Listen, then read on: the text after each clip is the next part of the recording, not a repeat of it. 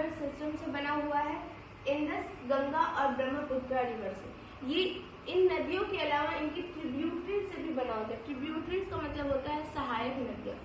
पूरा का पूरा नॉर्दर्न प्लेन जो है वो एलुवियल सॉइल का बना हुआ है, और ये जो एलुवियल सॉइल है वो लाती है हिमालय की नदियाँ। हिमालय की नदियाँ अपने साथ साथ उधर से मिट्टी लेकर आती हैं और इसके फुट हिल्स पे लाके वो डिपॉजिट करती जाती है, और बहुत सालों बाद हमारा ये नॉर्दर्न प्लेन बना हुआ है।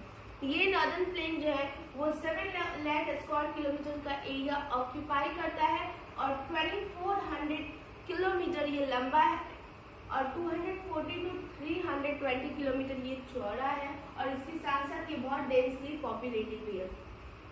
डेंसली पॉपुलेटेड का मतलब कि यहाँ पे लोग बहुत अच्छी खासी मात्रा में रहते हैं। क्यों रहते हैं? क्योंकि यहाँ की मिट्टी की क्वालिटी जो है वो बहुत अच्छी है, और यहाँ पे पानी की बहुत का जो सप्लाई है, या फिर ऐसा बोले कि पानी जो है बहुत अच्छा खासा मिल जाता है, और यहाँ पे क्लाइमेट भी बहुत अच्छा है। इसलिए ये सारे रीजंस होने के बाद यहाँ की फसलें जो होती है बहुत अच्छी होती है, इसलिए यहाँ पे लोग अच्छी खासा मात्रा में रहते हैं, और इसीलिए ये प्लेन जो है वो बहुत ही डेंसली पॉपुलेटेड है। और नॉर्दर्न माउंटेन्स जो नदियाँ आती हैं वो डिपोजिशन का काम करती है। Due to gentle slope the velocity of river decrease which result in the formation of river line island। होता क्या है, जब नदियाँ पहाड़ों से उतरती हैं तो उनकी स्पीड बहुत तेज होती है, लेकिन जैसे वो प्लेन एरिया पे आती हैं तो उनकी स्पीड जो होती है कम हो जाती है। और अगर नदियों के रास्ते के बीच कोई ऊपर उठा हुआ अगर जमीन आता है तो नदियाँ उसकी साइड से होकर निकल जाती है, नदियाँ उसके ऊपर से नहीं होकर निकलती।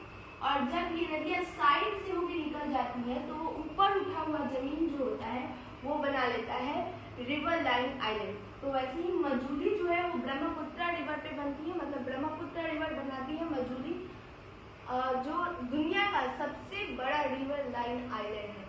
और अब डिस्ट्रीब्यूटरीज क्या होता है? होता क्या है कि एक मेन नदी होती है, और इस मेन नदी में कई सारी ट्रिब्यूटरीज भी होती हैं और कई सारी डिस्ट्रीब्यूटरीज भी होती हैं।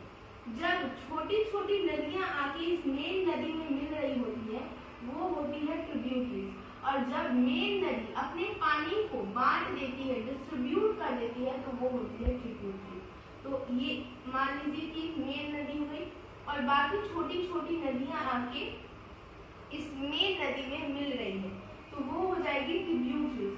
और जब मेन नदी अपने पानी को डिस्ट्रीब्यूट कर दे रही है, मतलब मेन नदी खुद को ही डिवाइड कर दे रही है, तो उसे बोलेंगे डिस्ट्रीब्यूटरीज।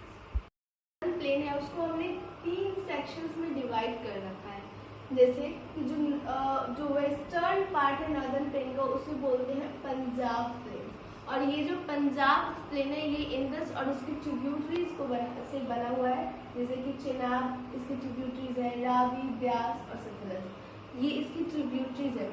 और पंजाब प्लेन का जो लार्ज पार्ट है वो पाकिस्तान में पड़ता है, मतलब हमारे पास पंजाब प्लेन का थोड़ा ही पार्ट है।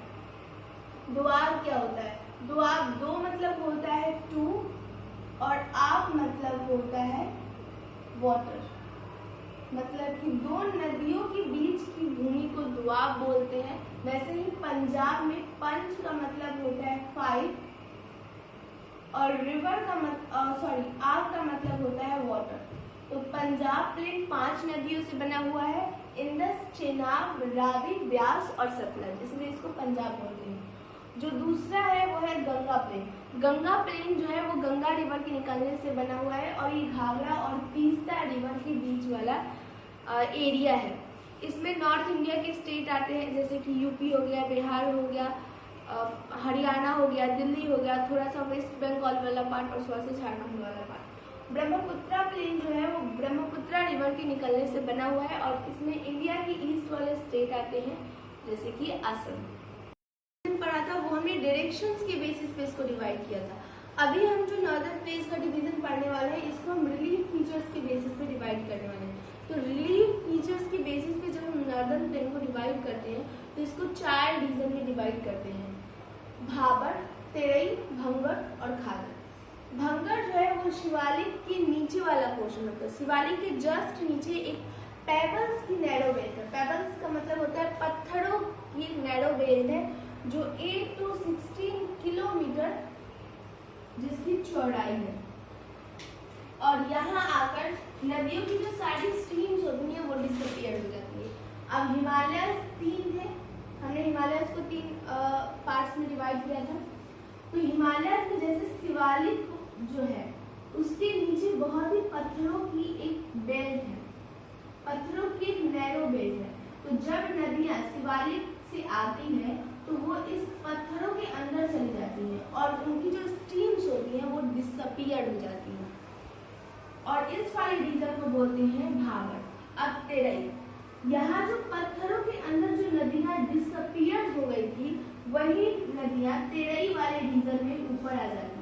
और क्योंकि नदियाँ एकदम से ऊपर आती हैं तो ये तेरई वाला रीजन जो होता है वो बहुत ही वेट होता है, गीला होता है और स्वाम्पी और मार्सी होता है, मतलब कि दलदल जैसा हो जाता है। और इस वाले रीजन को बोलते हैं हम तेरई।